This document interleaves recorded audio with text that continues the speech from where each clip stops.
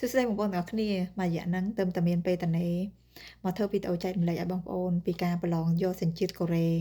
ថ្ងៃនេះខ្ញុំមកចង់ចែករំលែកជាចំណេះដឹងខ្លះៗសម្រាប់បងប្អូនឬក៏បងដែលគាត់អត់ទាន់បានទៅប្រឡងណាឲ្យគាត់បានដឹងខ្លះៗខ្ញុំលើកយកការរៀបចំខ្លួននិងការត្រៀមអ្វីខ្លះនៅពេលដែលយើងទៅប្រឡងការត្រៀមហ្នឹងបងប្អូនគឺមានតែនេះការសម្គាល់ខ្លួនគេហៅថា wake up in ក្នុងលុកជើងហ្នឹងណាហើយនឹងការបោះប្តីយើងអត្តញ្ញាណប័ណ្ណរបស់ប្តីយើងនិងអត្តញ្ញាណប័ណ្ណរបស់យើងផ្ទាល់ហ្នឹងហើយការស្លៀកពាក់បងប្អូនមើលនេះគឺជាការស្លៀកពាក់ខ្ញុំផ្ទាល់ដែលថ្ងៃដែលខ្ញុំទៅប្រឡងគឺខ្ញុំពាក់អាវខាងក្នុងពណ៌សហើយអាវធំពីក្រៅបងប្អូនការស្លៀកពាក់គឺសំខាន់ដែរបងប្អូនត្រូវមានរបៀបរៀបរយស្លៀកពាក់ឲ្យមានរបៀបរៀបរយហ្នឹងហើយគេមើលមកចប់គេមើលទាំងការស្លៀកពាក់ទាំងចរិតរបស់យើងមានរបៀបរៀបរយការអ៊ីនសាអីគឺគេមើលមកចប់អញ្ចឹងណា